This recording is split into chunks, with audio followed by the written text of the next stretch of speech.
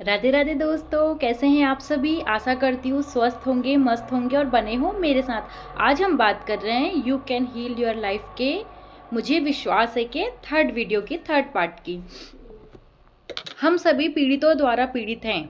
आज का जो हमारा टॉपिक है वो ये है कि हम सभी पीड़ितों द्वारा पीड़ित हैं।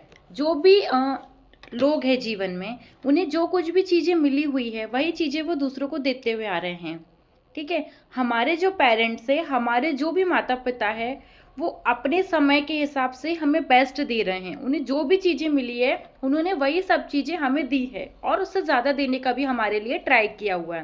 पर उस टाइम के हिसाब से जो जो चीज़ें चलती हुई आ रही थी, हमारे माता पिता सिर्फ उतनी चीज़ें जानते हैं।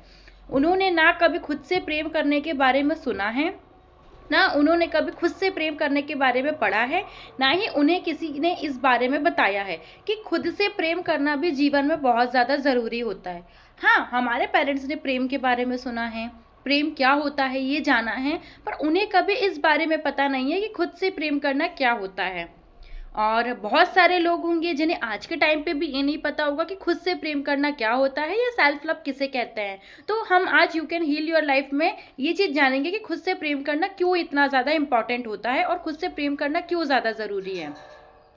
तो आज तक हमें जो भी चीज़ें मिलती हुई आई है वो हमारे पेरेंट्स से ही मिलती हुई आई है। पर हम अपने पेरेंट्स को किसी भी प्रकार का दोष नहीं दे सकते।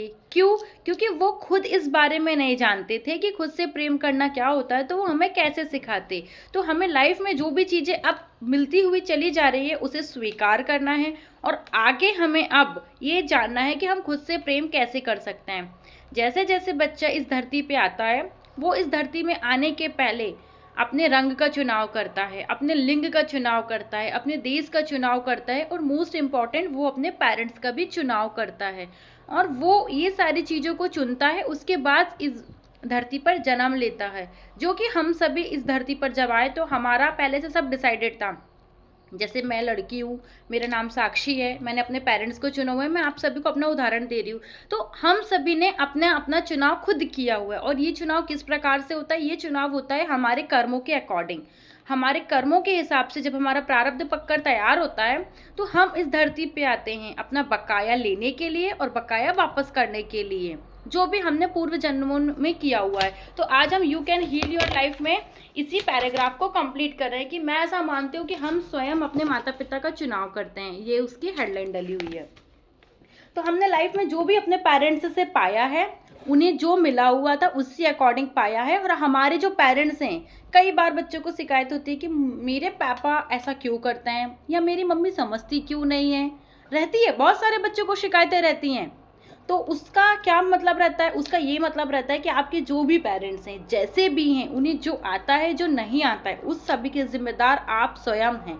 तो अब आप अपने पेरेंट्स से शिकायत करना बंद कर दीजिए, क्योंकि आपको आज तक जो भी मिलते हुए आ रहा है उस सभी के जिम्मेदार भी आप स्वयं ही हैं।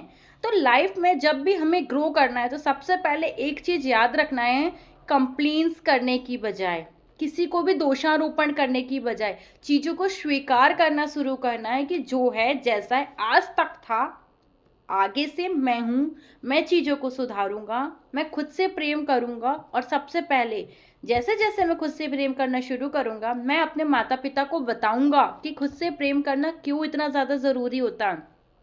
पिछली जनरेशन हमें नहीं बता पाई। क्यों? क्योंकि उस समय इतने ज़्यादा साधन अवेलेबल नहीं थे, उन्हें पता नहीं था कि खुद से प्रेम करना क्यों ज़रूरी होता है, खुद से प्रेम करना क्या होता है। पर ये जो जनरेशन है, ये जनरेशन जानती है कि सेल्फ लव क्या होता है, तो वो स्वयं सीखे और वो अपने पेरेंट्स को सिखाए। ठीक है। आने वाला हमारा जो टॉपिक है वो ये है कि वर्तमान सबसे अधिक शक्तिशाली होता है। आज तक जीवन में आपने जिन घटनाओं का अनुभव किया है वे सभी आपके अतीत से जुड़े और आस्थाओं से बने हुए हैं। वे उन विचारों और शब्दों से बने हुए थे जिन्होंने आपने आज, कल, पिछले सप्ताह, पिछले महीने, पिछले वर्ष और आपकी आयु के अनुसार 10, 20, 30, 40 इससे ज़्यादा वर्षों में इस्तेमाल किया हुआ है। फिर भी वह आपका अतीत है और वो बीत चुका है। इस पल महत्वपूर्ण यह है कि आपने अभी क्या सोचा, क्या विश्वास किया और क्या करना चाहते हैं, क्योंकि ये विचार आपका शब्द और आपका भविष्य निर्धारित करते हैं। वर्तमान क्षण ही आपकी ताकत है, यही कल, अगले सप्ताह, अगले माह, अगले वर्ष आने के अनुभव में आपके आधार पर ध्यान देगा। और ध्यान दें, इस क्षण में आप जो भी सोच रहे हैं वह नकारात्मक है या सकारात्मक है, आप क्या चाहते हैं, आपका विचार आपका भविष्य तय करेगा। बस ध्यान दें और सजग हो जाएं। तो ये टॉपिक पे ये बताया गया कि हम लोग लाइफ में जो भी घटनाओं को एक्सपीरियंस किए हुए हैं, जो भी स्थिति हमारे साथ घटित हुई है, ठीक है, उस सभी के जिम्मेदार हम खुद होते हैं। और उसका एक सबसे बड़ा रीज़न होता है कि हम आज जो कुछ भी सोचते हैं, कल उस चीज़ का निर्माण होता है। आज हमारे द्वारा सोची गई कोई भी चीज़ें कॉन्शियस माइंड से सबकॉन्शियस माइंड पे जाती है, वो यूनिवर्स तक जाती है, और वही चीज़ें जाने अनजाने हमारे सामने हो जाती है। बहुत सारे लोगों ने देखा होगा कि वो जो भी चीज़ें सोचते हैं झटाक से उनके साथ हो जाती है, वो जो भी चीज़ फील करते हैं तुरंत उनके साथ हो जाती है। उसका एक सबसे बड़ा कारण ये है कि उन्होंने खुद अपनी ज़िंदगी को वैसा बनाना शुरू कर दिया है।